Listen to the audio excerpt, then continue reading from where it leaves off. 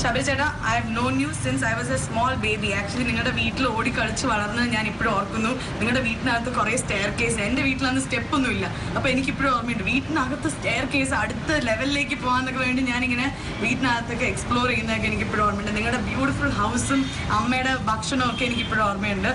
And I have to ask you very very small question. Achan is from the same field, I mean politics aanu.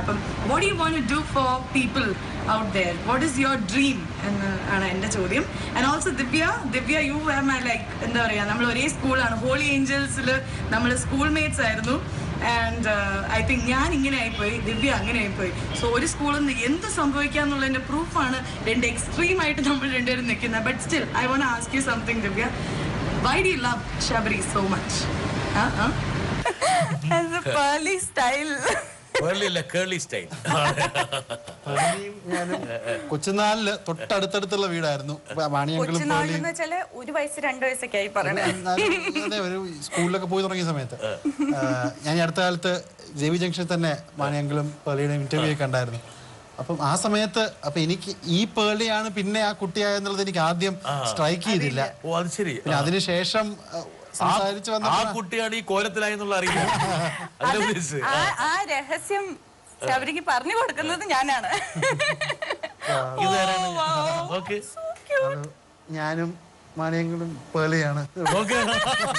എനിക്ക് പിന്നെ ഇത് ദിവ്യ വഴി പിന്നെ Pearle WhatsApp ചെയ്തു. പേളി ചോദിച്ച ചോദ്യം വളരെ പ്രസക്തമാണ്. എല്ലാവർക്കും എന്താണ് സ്വപ്നം എന്നുള്ളത്. അപ്പം ഞാൻ സ്വപ്നം കാണുന്ന ഒരാളാണ്. പക്ഷെ എന്നോട് ഞാൻ തന്നെ പറയുന്നൊരു കാര്യം, ഇപ്പം അറ്റ്ലീസ്റ്റ് എൻ്റെ പ്രൊഫഷണൽ ഞാൻ കാണിക്കുന്ന ഒരു സത്യസന്ധതയുണ്ട്, ഒരു ഓണസ്റ്റി ഉണ്ട്. അത് ഒത്തിരി ആളുകൾക്ക് ഇഷ്ടപ്പെടും, ചില ആളുകൾക്ക് അത് ഇഷ്ടപ്പെടത്തില്ലായിരിക്കും. പക്ഷെ എത്ര സീനിയർ ആയാലും ആ ഒരു സത്യസന്ധത അങ്ങനെ തന്നെ നിലനിർത്തുക.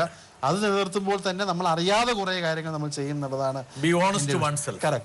സൊസൈറ്റി. അല്ലാതെ കപട നാടകങ്ങൾക്ക് എനിക്ക് തോന്നുന്നു എന്നെ അവിടുത്തെ ജനങ്ങൾ ഇഷ്ടപ്പെടുന്ന എനിക്ക് തോന്നാനുള്ള കാരണം ആ ഒരു സത്യസന്ധത ആണെന്നാണ് എൻ്റെ ഒരു വിശ്വാസം. അത് അങ്ങനെ തന്നെ വണ്ടി അങ്ങോട്ട് മുന്നോട്ട് പോകണം എന്നാണ് എൻ്റെ ഒരു താല്പര്യം.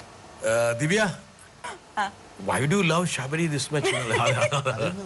ആ ചോദ്യത്തിന് ഉത്തരവൊന്നുമില്ല. എന്താ കാരണത്തിൽ യു ലവ്, ദാറ്റ്സ് ഇറ്റ് അല്ലേ?